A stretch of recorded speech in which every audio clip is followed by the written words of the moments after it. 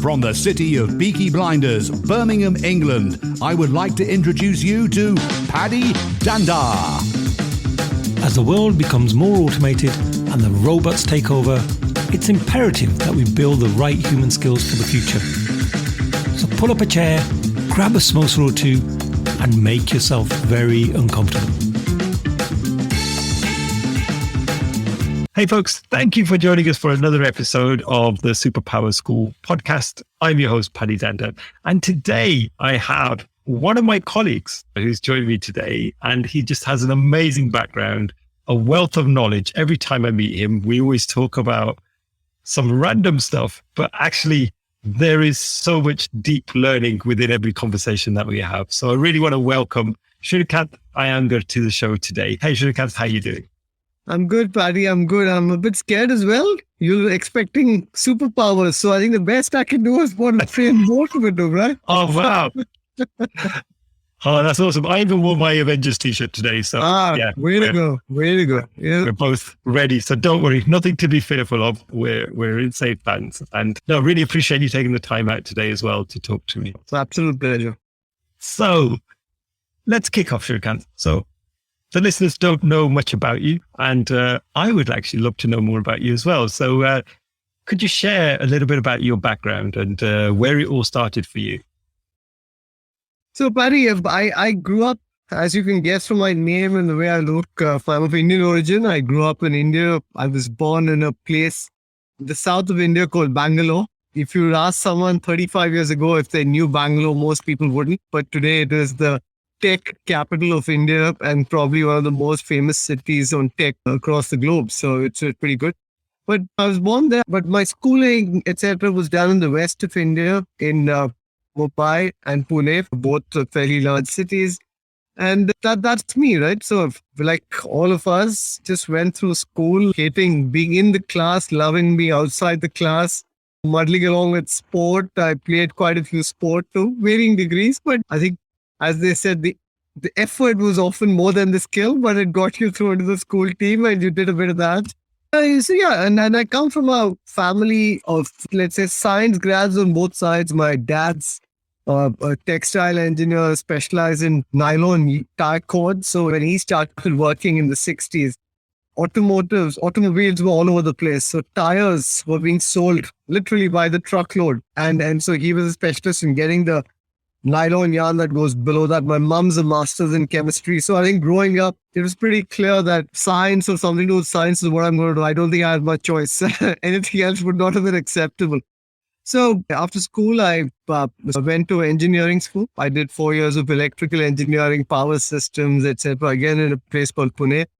And as part of that, I spent some time on an automotive shop floor. So that's how I realized that I like the people part of the business as much, if not more than the technology. So went on to do an MBA. So that's me in a nutshell, all through in India, across my education. I've got a younger brother, not so young anymore. He's bolder than I am, lives in the US. So I never stop pulling his leg, and my folks live in India. We live in London. That's why it's me, the Pali, and we've got a daughter who's going to be 14 now in a month. And it's a sea change. 3 years ago, I was the greatest thing in her life.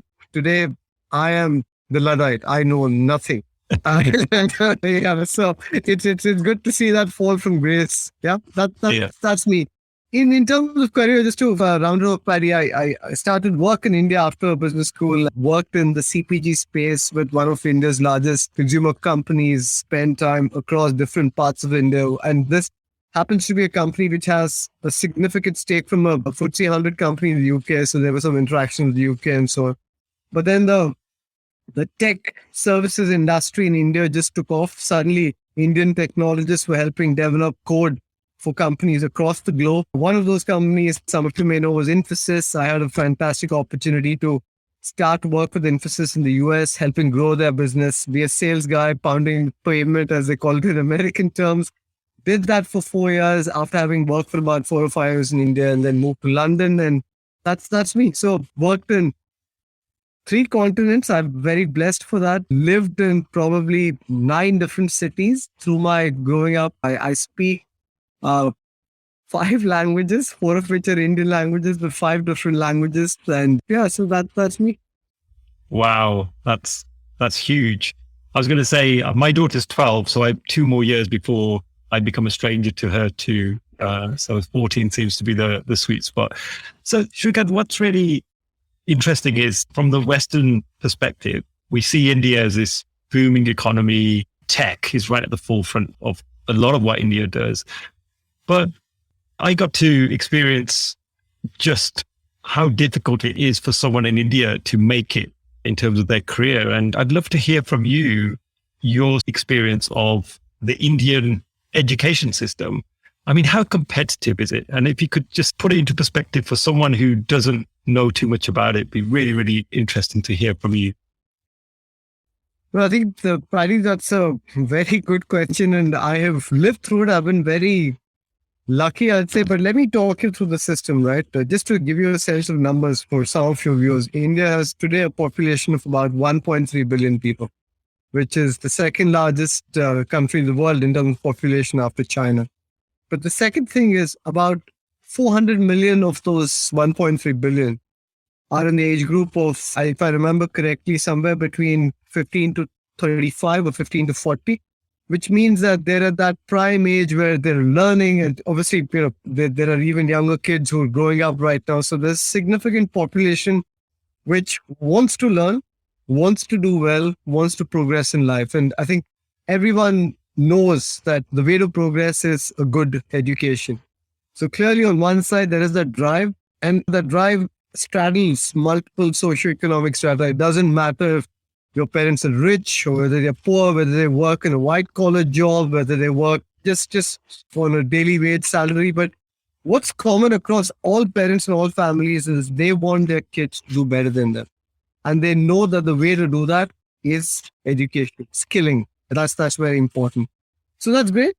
But what that means is the competition is intense. The competition is very, very intense, right?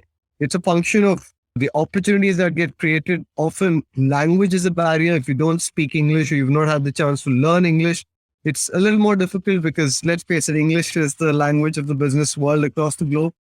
You need to have strong groundings in math and science, and that's often something that's taught pretty young. So you'd be surprised that I have seen and I've heard stories of so many people, kids 5, 6, 7 years old, who live in small villages in India where sometimes electricity is not available 24 hours. You've got issues. And so what they're doing is they're trying to maximize the amount of time that they can study for the time the light is available.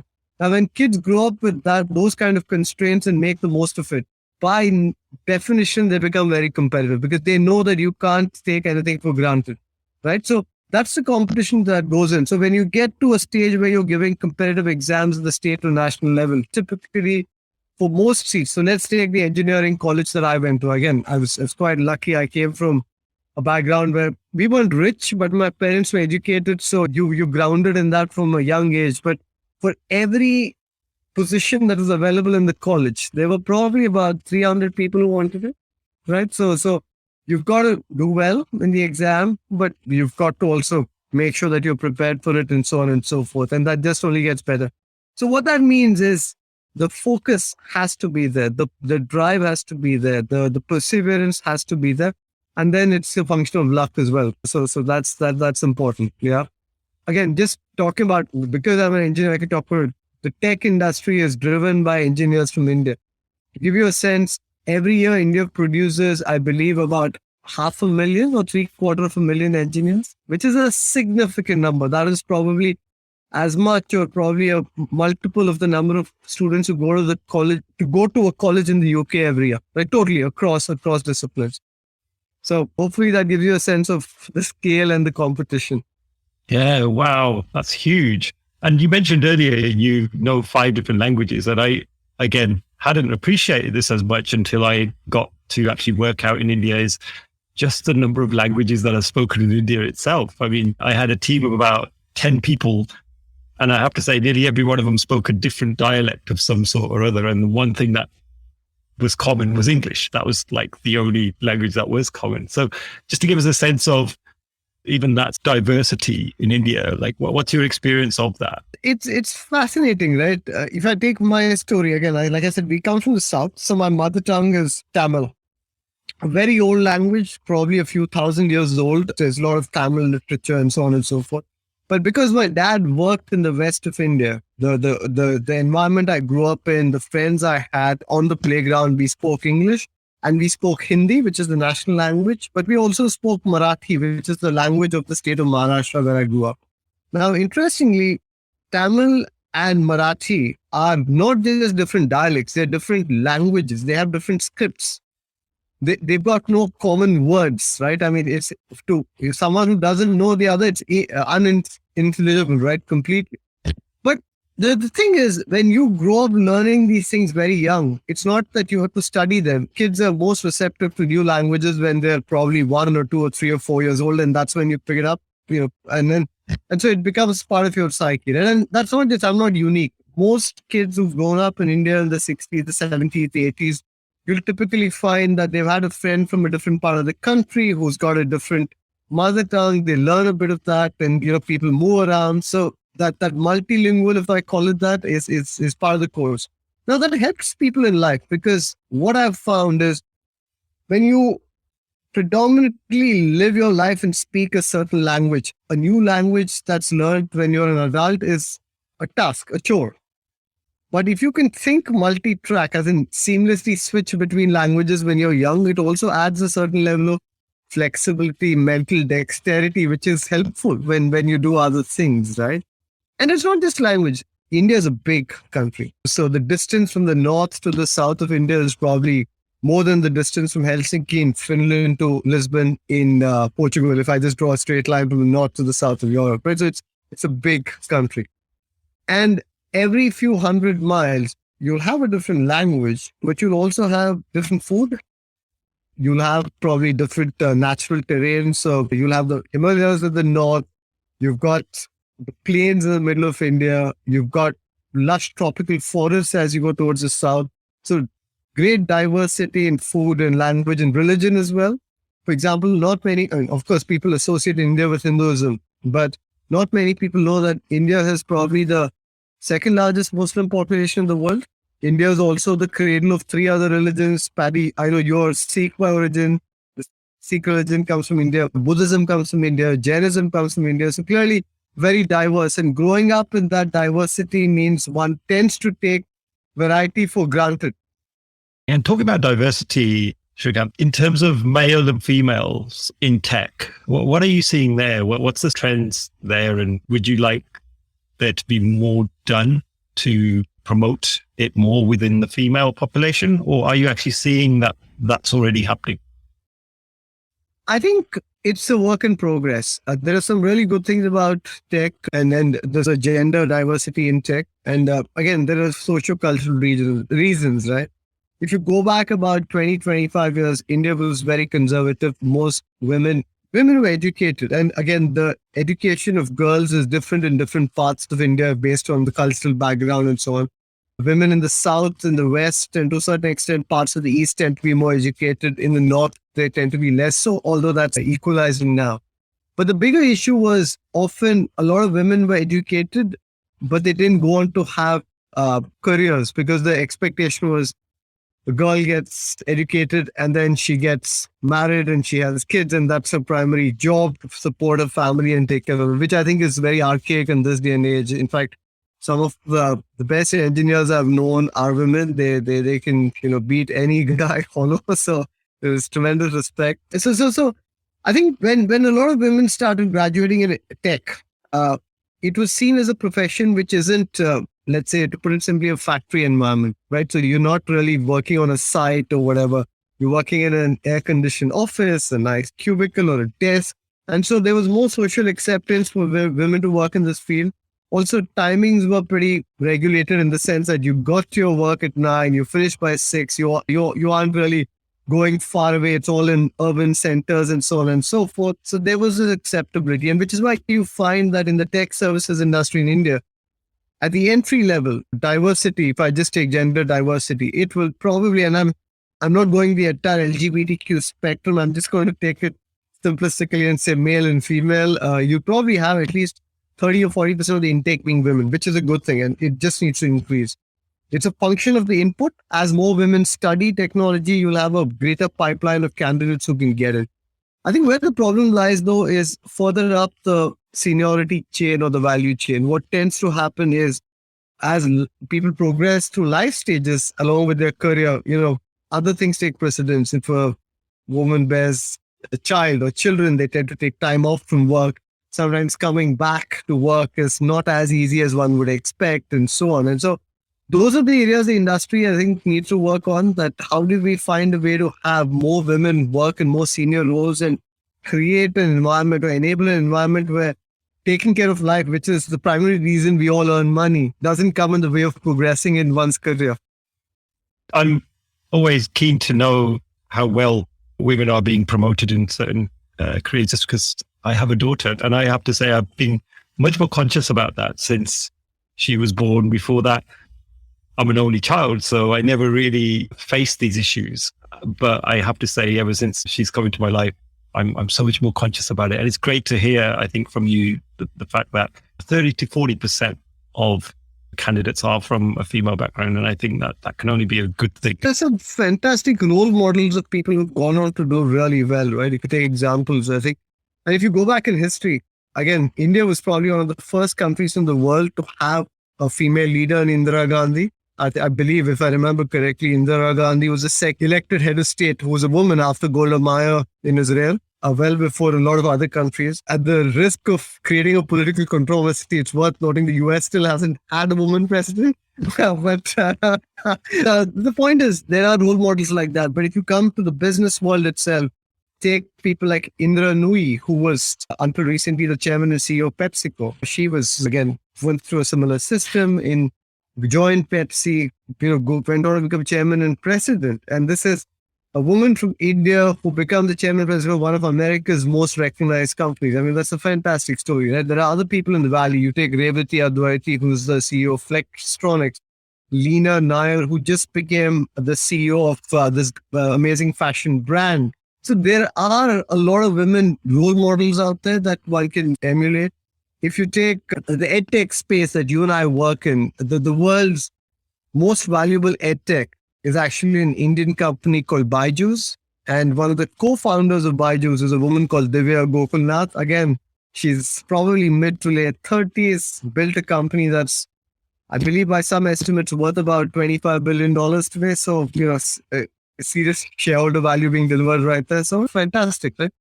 Yeah, wow, that's phenomenal. I had no idea about that last example there, so I'll certainly be Googling her. And just going back to your previous point about languages, just to make it clear for everyone, there is no language called Indian. There's no language called Chinese. These are made up. And frankly, there is no food called Indian as well. Yeah. Just to be clear, Paddy, you know this. Punjabi food is very different from Tamilian food, is very different from Bengali food. There is no food called Indian. There is no language called Indian. Yes, India has a national language, if you call it that. It's Hindi because it's spoken in most parts of the country. But many local languages, and these are not dialects, local languages they borrow words from each other, but clearly they're different in their own right. Some have a common script, some have a different script, and then so on and so forth. So if I just go back to the language point, if I remember correctly, India has, I think, about 30 or 35 official languages in their own right. And somewhere between, 3,000 to 5,000 dialects in different shapes or forms. And then remember, this is something that's been built over thousands of years in that sense. Yeah, no, absolutely. And with our household, I've always been encouraged to learn Punjabi from an early age. And at one point, my parents would say, if you speak to us in English, we won't reply. And so I was encouraged to speak in Punjabi. And I'm trying, or we're trying to instill a similar discipline into the kids at the moment. And they say, Daddy, but why do we need this language? Like, why am I having to learn this? No one speaks this language at school. No one speaks it at work. And then something remarkable happened a few years ago when we went to Barcelona on a family trip. And we were a little bit lost. We didn't really know where to go next. And we jumped into a cab and there was a Punjabi taxi driver. As soon as I spoke a couple of words of Punjabi, he just warmed to us. And it was so lovely the way he just opened up. At one point, he was ready to invite us to his house for dinner and everything. But it was so amazing. And he literally took us around the whole city and afterwards wouldn't take any money from us. And we absolutely paid him, but it was a great example that I was able to give my kids to say that was only because of the fact that he heard us speak the language and he instantly had an affinity with us. So I personally am a big fan of making sure that we hold on to some element of that culture. I mean, it'd be great to hear your thoughts, especially since you're a father now in this country as well, in a Western country. What are some of the thoughts that you have around that? Yeah, so a few thoughts, right? And you're right, this is something that's debated quite a bit around the dinner table at our home as well. But let's go back to evolution. If you go back to evolution, I mean, we humans evolved from apes, as we all know, and then we became social creatures. There were tribes, and then there were larger units, and now we've got connections across the globe. But within that expanse, like all other animals, like all other creatures, if I call it that, we want signs of familiarity, because in the animal world, familiarity is important. I mean, you think of a dog. When a dog sees a stranger, they sniff, they try and see, is this person a threat or not? And often, as humans, we are looking for context. And often language is a great context, because if you can speak to someone in a language that they can understand, it builds a connection. So it's a natural human instinct to seek out points of connection, and language is often probably the most obvious, right? Of course, one could say that the way one looks is one, but I think language is a far better, let's say, common factor. So I think being able to communicate with people in the language they want is they know is important. And that's why, coming back to my daughter, you said I'm a dad. But so my daughter obviously speaks English. She studies in the UK. She speaks a bit of Tamil, my mother tongue, the Pali. My partner, mom, comes from a different part of India. She comes from Bengal. So she speaks Bengali and she learns that a lot more. 2 different languages. She doesn't use either of those at school. So she probably doesn't know it as well as she do, but she can understand enough. And at school, she learns Spanish and she learns Mandarin, right? So the way I see it, between English, Spanish, and Mandarin, she probably can at some point communicate with 3/4 of the world, or maybe just over half the world, which is a good place to start, right? You've got that. You can communicate. But going back, I also feel that it's important in corporate context, right? Now, we may all speak English, but how many times in the corporate world have we heard, and you do that in your agile programs as well, that every corporation has its own culture. And along with that culture comes its own lexicon, its own language, right?